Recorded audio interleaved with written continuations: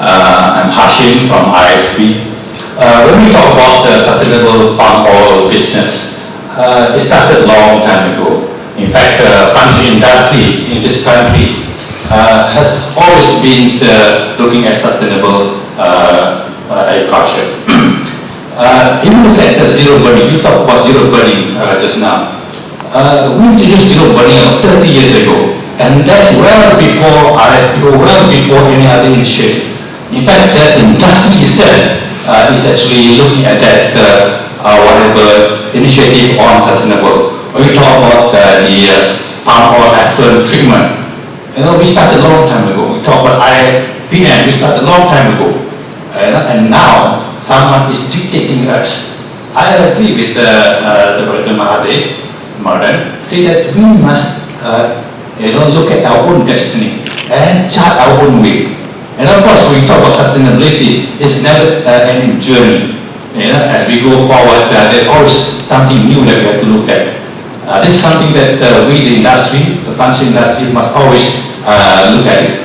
But I must say, I will support this MSPO so that we can dictate our own journey rather than somebody else dictate our journey. I think this is where all of us in this hall should look at it and have our own criteria and looking at the MSPO and doing ourselves. Thank you. Maybe 3 smallest MSM. Ali, you will be free? 3 minutes. 3 minutes. Of course, it is easy. So that's my comment. Thank you. Affected by what proposed by Dr. Mark. I think we have to determine our own destiny. And the day I went to Malaysia, I was attracted by one article. Indonesia by 2020 probably they consume about 2 million barrels a day. And at that time probably they're producing about 0.8 million barrels a day. There's a deficit of 1.2 million barrels a day.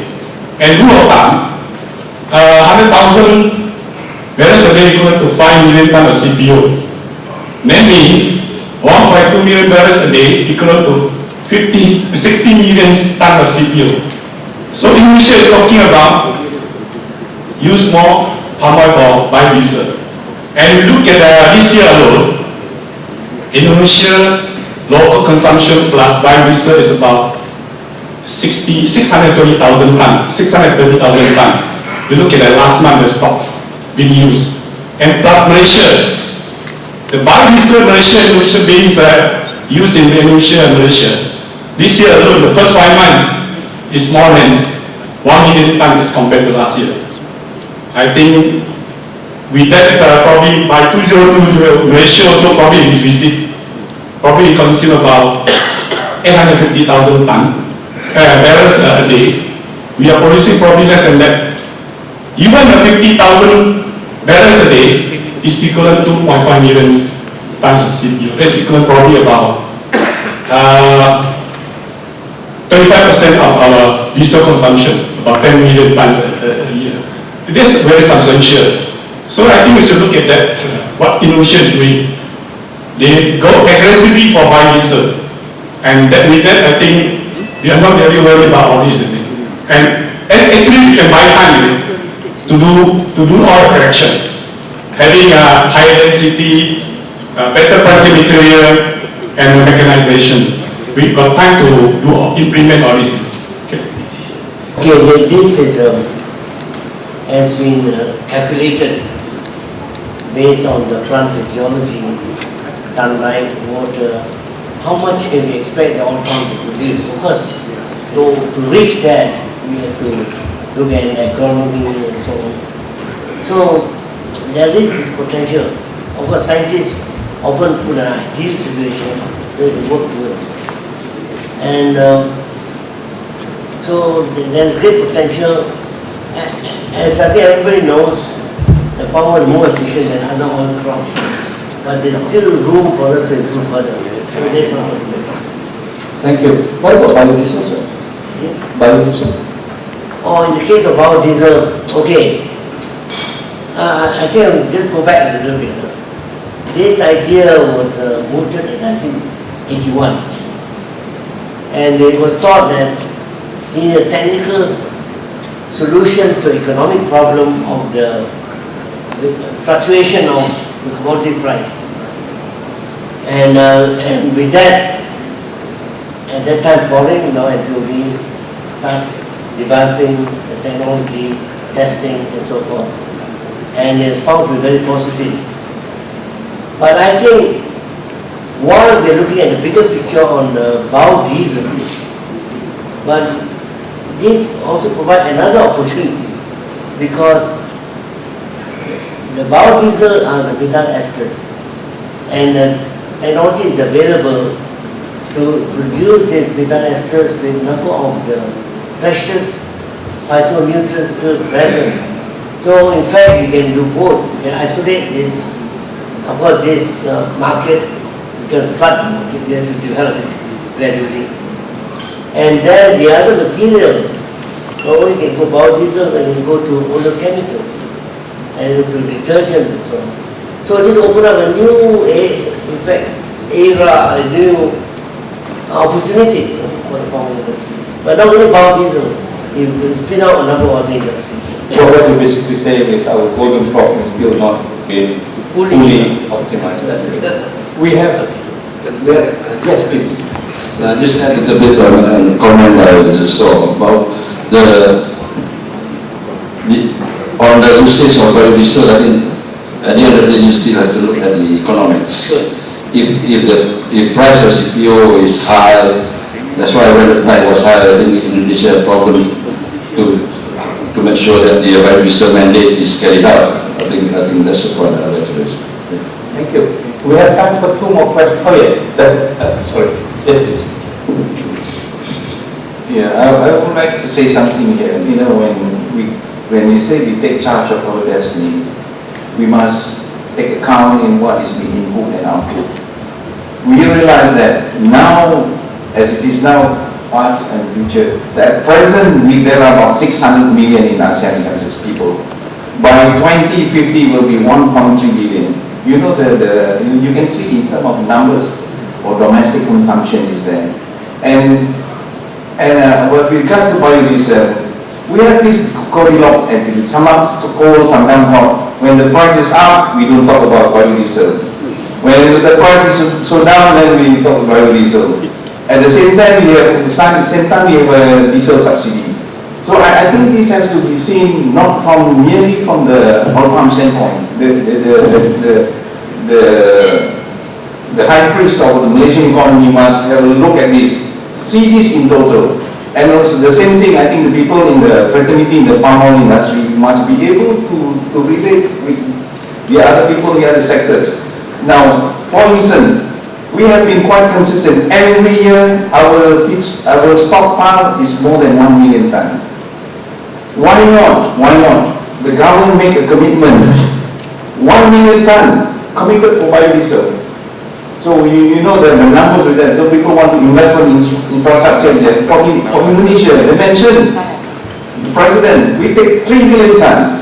So they consume about 35% of their own palm oil. So what we should be thinking now, looking at the closed-loop ecosystem of sustainability, we have to look at the ASEAN, because eventually what they're going to tell you is the carbon footprints. If I want to buy palm oil, it should be from Brazil, not from Malaysia to US or to Europe, because it's far out there, the carbon footprint. These are numbers, these are criteria, thresholds that will be killing you. So the best thing that we can do is see our immediate neighbor, and Indonesia, India and China account 35%. Why not work closely and then working out with the new markets immediate to us? And definitely the diversity of downstream byproducts are there. Then I think we should be more effective, be more assertive in our policy to say this is what we need to commit. As long as we are not assertive, people will wait and see. And then the Goldilocks will happen. Sometime cold, sometime hot in the biodiesel. So I think we have to be more positive on this. Thank you. Yes. Thank you. Mr. Moderator, panelists, thank you for your excellent presentations. I've got 2 things to highlight here. One is universal, one is strategy. Talking about the planet, people, profit, talking about the people. 20 years time, the world population from 7 billion will be grown into 9 billion people.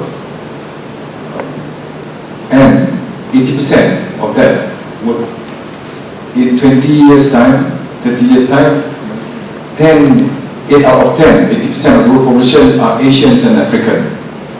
So I've been to many world population seminars and development. Europe and America will maintain their 1 billion population, Africa will grow, and Asia will grow 2 more billion. So 7 out of 9 billion will be from Asia and Africa.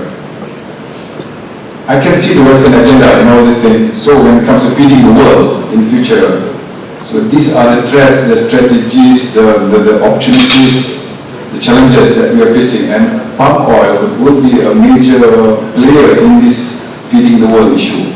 So I hope the players can be well aware of this issue, this agenda, and the notion of Asians and Africans will be there. And that's why the Western agenda is putting in place in terms of social and economic reforms or revolution in that sense. Quite smartly they're doing now. Dan kalau kedua adalah tentang PR. I can see that there are multi-pronged campaign, lobbying, anti-lobbying. So what we have to do now, instead of reactive, we can support this campaign through another area which I'm proposing as a parliamentarian, from the political angle, but I need advice from you guys, from players, because the French have their own parliamentarians playing a role, lobbyists, openly in parliament. So probably we need your advice. I can arrange few parliamentarians, or we can be good lobbyists, as you know, but it is a double-edged sword. You be careful about that, but we can play according to your advice. I can gather a team of politicians, parliamentarians from both sides.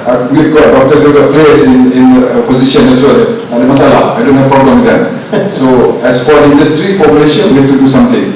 Do give me a guideline so that we can play an effective role in the anti-campaign or lobbying of whatever things that's related to the industry to be beneficial to the country.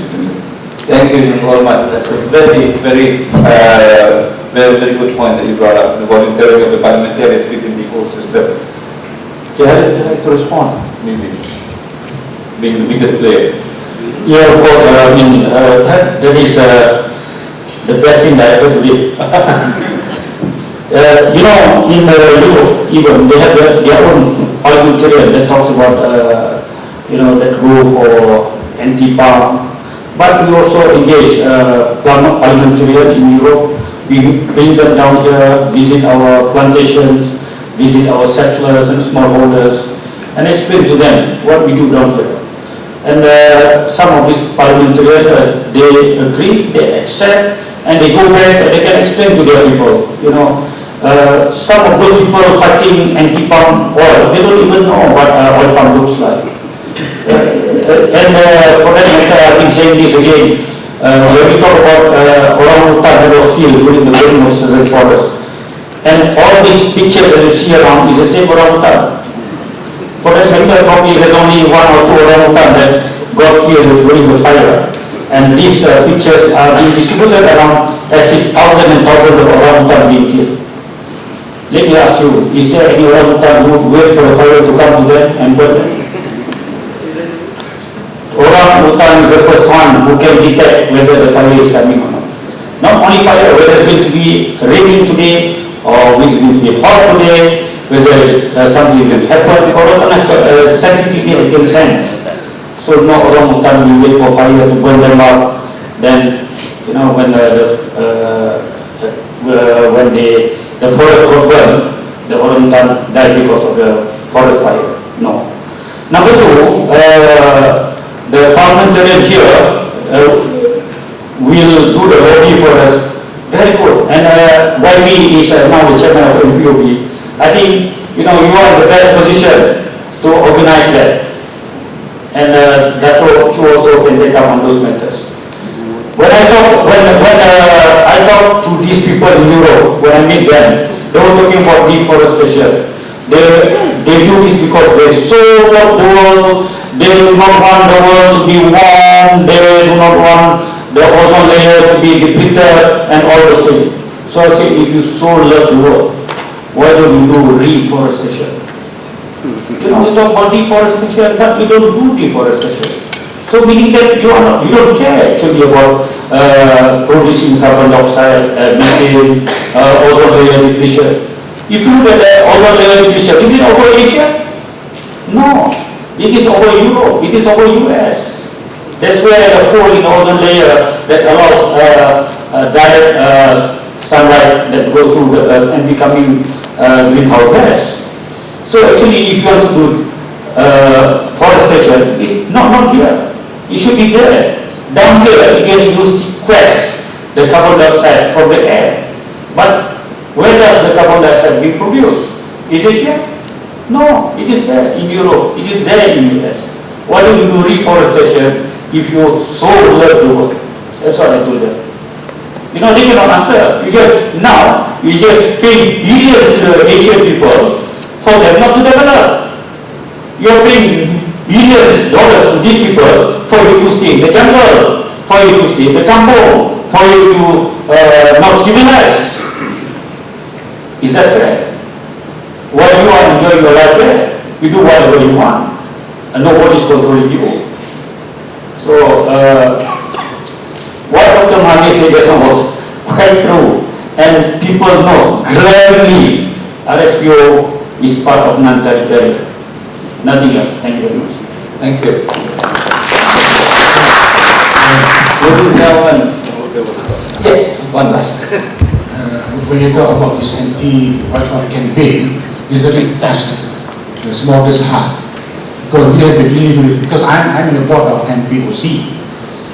In fact, what Yang Muhammad said just now, in fact, MPOC has invited few parliamentarians, EU.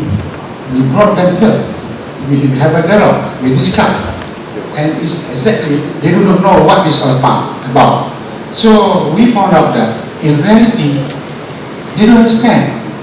But we don't know why they still go on with anti-oil campaign. Why? Is it because of the technical aspect, economic aspect, or social aspect? We don't know. So, to me, as a small dog, we found out that they really want to hit oil palm. That's all. They know oil palm is very good. They know oil palm. They said oil palm is full of trans fats and cholesterol. But our technical research has gone there and explained everything. They just, yes. But at the back, the fire again. I'm afraid that 45% of the small developers, if the price is reduced, we suffer. Because they really depend on someone. From rubber, they shifted. They really threw rubber, they shifted to oil palm. And now oil palm got a very dangerous game by the Europe. So and the MPOC has tried very hard. We spent a lot of allocation, we give a lot of allocation to counter. But counter, when the heart is not in a real problem, what's for? To them, it's different maybe. To them, what do they want, we don't know. But our minister, our technical people have explained, beautiful ground, beautiful explanation. They agree. But it's NGOs, still, they don't accept it. So they have got a different agenda, as what Dr. Mahdi said. Thank you. Yes. Chairman, I think the suggestion by Yang Muhammad is timely. In fact, MPO, we have been doing that previously. The chairman brought some Panugo, Australia. So, what I will tell you is that I mentioned about the PR strategy in different countries. When we fought the American ASA, we had to go to the legislative, the Senate House, to get, because the lawmakers, you influence the lawmakers. In fact, Bahagia too, but they even went to see the state for our cause. So I think it's tremendous help if our political leaders look at meet the counterparts. Yes. Yeah. Excellent idea. Thank you very much. Thank you very much. That's great.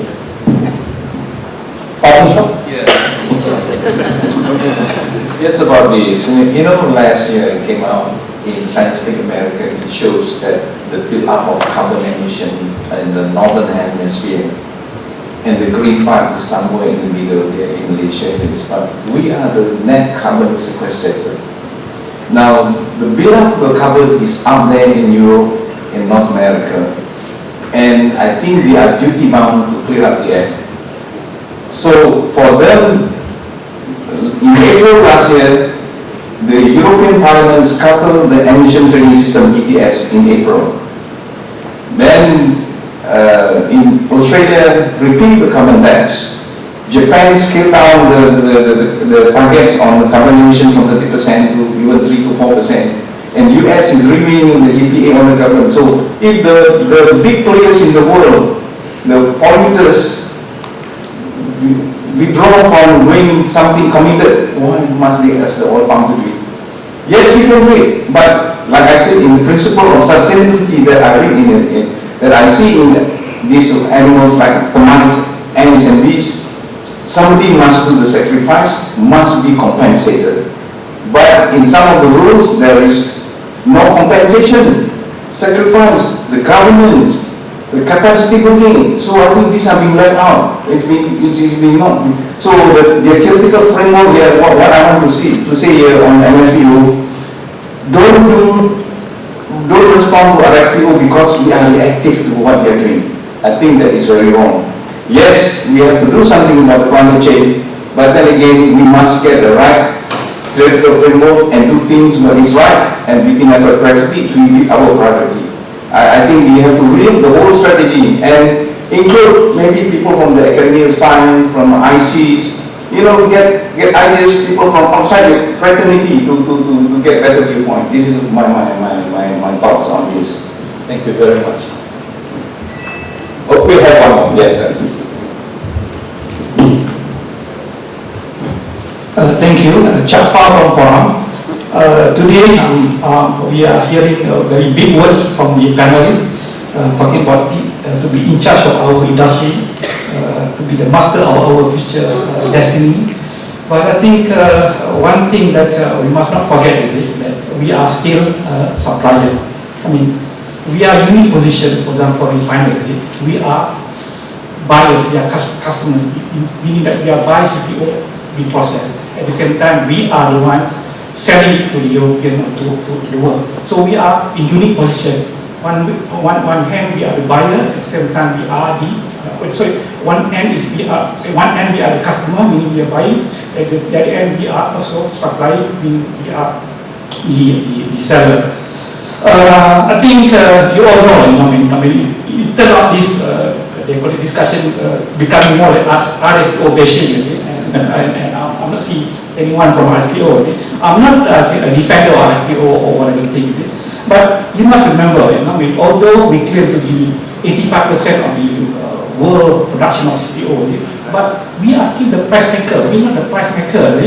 And when we come to this, they call it this market, the key, whether it's mandatory, whether it's voluntary, whether it's free, whether it's cheap or whether it's high, is market acceptance. What the people wanted to buy. And I think 2-3 days ago, there was an article in this news. Even the Indonesia, as you know, they're supposed to come out with ISPO by 2015, and yet they are realized no one in the world wanted their ISPO, and now they are proposing, that they want to merge ISPO together with RSPO. So my point here, you cannot run away from RSPO because the world trusts RSPO. So the point is here, whether you want to have MSO to be accepted, the key point is, whether the world wants it. I think this is the key issue that we have to address.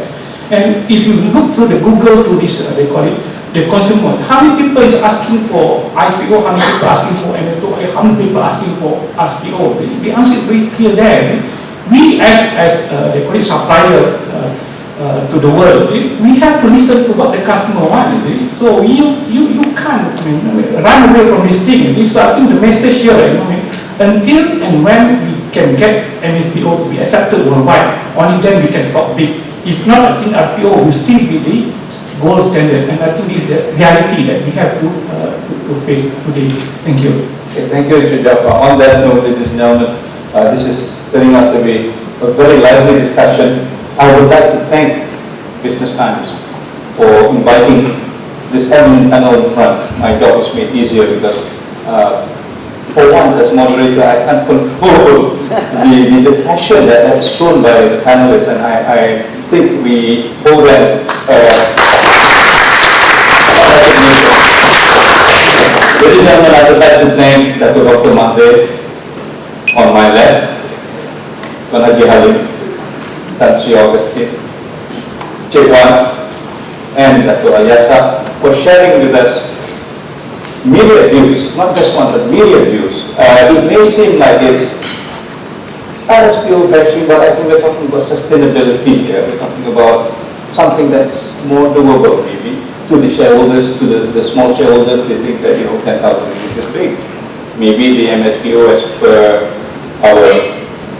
per the announcement by our minister, is going to be free. That would be something that could help.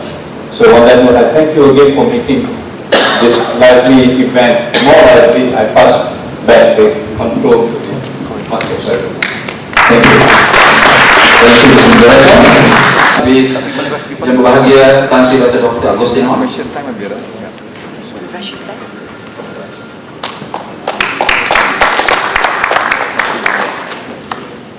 Followed by Encik Wan Muhammad Zainul Ismail.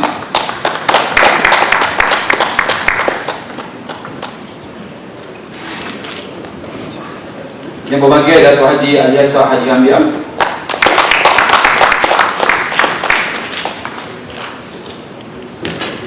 Tuan Haji Abdul Alim Ahmad.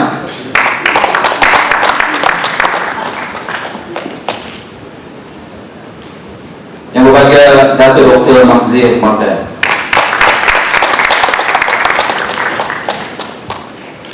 And last but not least, to our dear moderator, Encik Ahmad Zaki Ahmad Syarif.